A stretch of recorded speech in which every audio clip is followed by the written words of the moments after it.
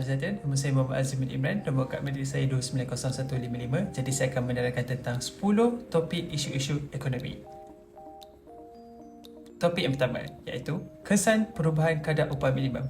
Pada 2021, Malaysia telah isytiharkan bahawa gaji minimum pada semenanjung Malaysia ialah bertetapkan pada 1,200, manakala 1,100 sebulan untuk Sabah dan Sarawak serta Lampang. Kenaikan gaji minimum ini boleh memberikan kesan positif dan negatif. Dari segi aspek yang positifnya ialah meningkatkan taraf hidup pekerja yang bergaji rendah, mengurangkan ketidaksamaan pendapatan dan ianya meningkatkan pembelanjaan pengguna. Walaupun bagaimanapun, ia juga boleh menyebabkan kos buruh yang lebih tinggi untuk perniagaan yang boleh menyebabkan pengangguran dan inflasi yang lebih tinggi.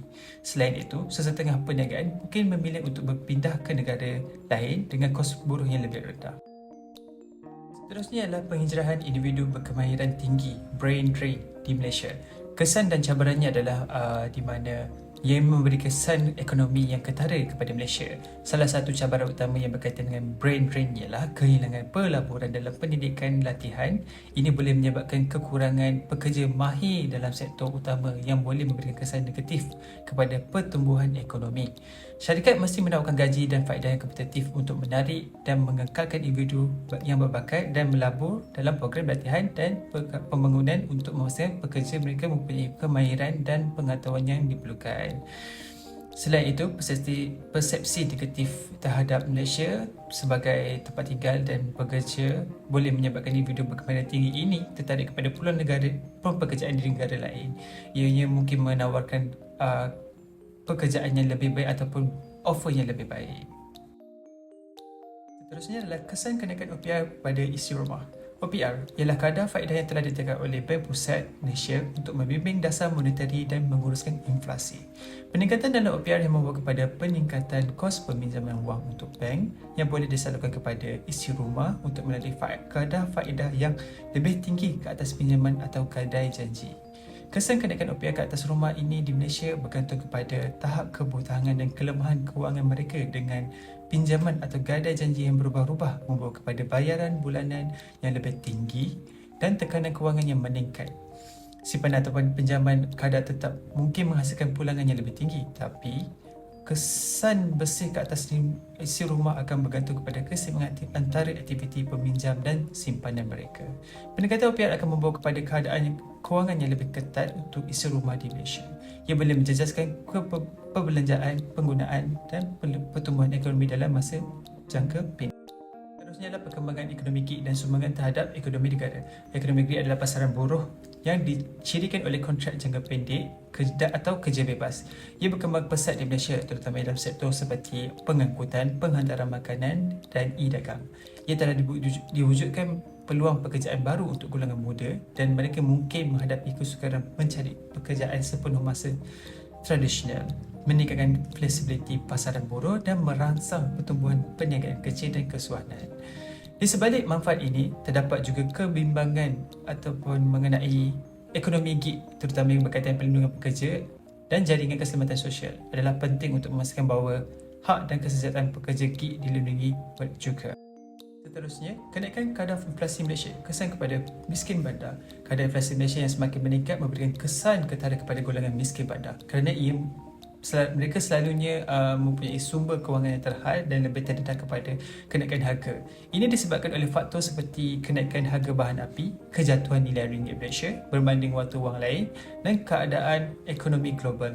Untuk mengurangkan kesan kenaikan inflasi ini, kerajaan Malaysia telah melaksanakan dasar seperti meningkatkan program kebajikan sosial, menyediakan subsidi untuk barangan dan perkhidmatan penting, meningkatkan gaji minimum.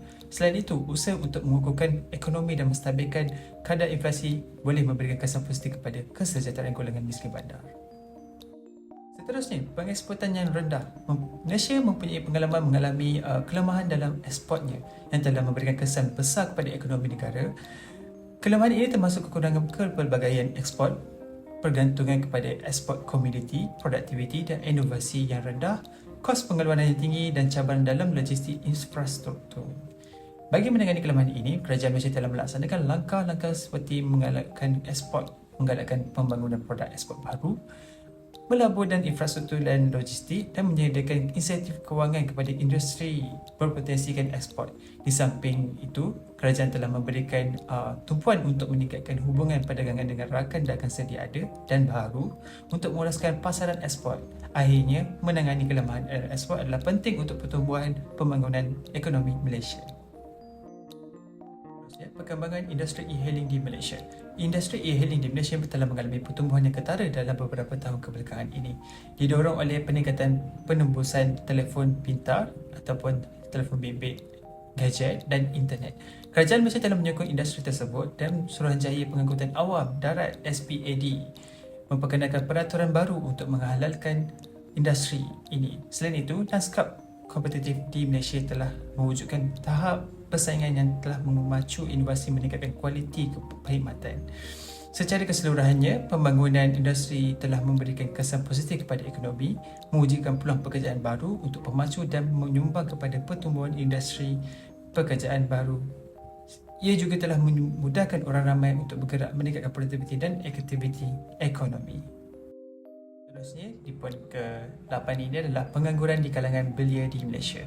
Pengangguran belia yang tinggi boleh memberikan kesan yang besar kepada ekonomi Malaysia yang membawa kepada pertumbuhan ekonomi yang berkurang ataupun slow, peningkatan ketidaksamaan sosial dan ekonomi, pengurangan penyertaan tenaga kerja, pengeluaran otak dan peningkatan pembelajaran kerajaan. Kerajaan telah melaksanakan inisiatif untuk menangani isu ini, tetapi lebih banyak perlu dilakukan untuk menangani isu struktur asas yang menyumbang kepada pengangguran belia yang tinggi ini. Ini termasuk menambah baik akses kepada program pendidikan dan latihan berkualiti, mewujudkan lebih banyak peluang pekerjaan dalam sektor berkemahiran tinggi. Di poin seterusnya, ini adalah keselamatan makanan di dalam ekonomi Malaysia. Kenapa makanan? Keselamatan makanan merupakan isu penting dalam ekonomi Malaysia kerana ia menjejaskan kesihatan awam dan keyakinan pengguna terhadap industri makanan. Malaysia mempunyai satu set peraturan dan undang-undang yang komprehensif yang mengawal keselamatan makanan, termasuk Akta Makanan 1983, Peraturan-Peraturan Makanan 1985 dan Peraturan-Peraturan Kebersihan Makanan 2009. Kerajaan telah melaksanakan langkah-langkah untuk mencegah penyakit bawaan makanan seperti pendidikan keselamatan makanan, peperiksaan dan pemantauan premis makanan dan pelaksanaan. Selain itu, kerajaan telah menubuhkan bahagian keselamatan dan kualiti makanan untuk memantau dan menguatkuasakan peraturan keselamatan makanan dan membenteras penipuan makanan. Malaysia ialah pengeksport utama produk makanan dan memastikan keselamatan makanan adalah penting untuk mengekalkan pasaran ekspor pertumbuhan ekonomi negara kita. Dalam langkah-langkah dasar atau ekonomi yang perlu dilaksanakan oleh kerajaan untuk mengembangkan ekonomi, sama ada ekonomi setempat, negeri ataupun negara Malaysia, terdapat beberapa langkah ekonomi yang boleh dilaksanakan untuk mengembangkan ekonomi Malaysia seperti mempelbagaikan ekonomi, memperkukuhkan sistem pendidikan, mengekalkan keusahaan. Dalam mempelbagaikan ekonomi, Malaysia sangat bergantung kepada industri minyak, gas yang menyumbangkan sebahagian besar pendapat ekspor di negara. Walau bagaimanapun, industri ini tidak menentu tertakluk kepada turun naik harga. Oleh itu, mempelbagaikan ekonomi dan menggalakkan pertumbuhan industri lain seperti pembuatan, perkhidmatan dan pelancongan dapat membantu mengurangkan kepergantungan negara kepada industri minyak dan gas. Seterusnya ialah memperkukuhkan sistem pendidikan. Sistem pendidikan kukuh dalam penting untuk membangunkan tenaga kerja mahir yang boleh menyokong pertumbuhan ekonomi Malaysia. Malaysia telah mencapai kemajuan yang ketara dalam bidang ini, tetapi masih terdapat ruang dan penambahbaikan. Kerajaan boleh melabur dalam pendidikan baik dari segi infrastruktur dan pembangunan kurikulum bagi memastikan anak muda Malaysia mempunyai kemahiran yang diperlukan untuk bersaing dalam ekonomi global. Di akhir sekali, menggalakkan keusahanan. Keusahanan boleh memainkan peranan penting dalam memacu pertumbuhan ekonomi. Kerajaan boleh mewujudkan persekitaran yang menggalakkan usahawan dengan menggunakan kerenah birokrasi yang menjadikan pembiayaan dan perkhidmatan sokongan untuk perniagaan kecil dan menawarkan insentif cukai kepada syarikat baru. Malaysia telah mengambil langkah untuk mewujudkan persekitaran semedemikian dan usaha selanjutnya dalam bidang ini boleh membuahkan hasil yang positif dalam ekonomi negara Malaysia. I know is not in her. She's a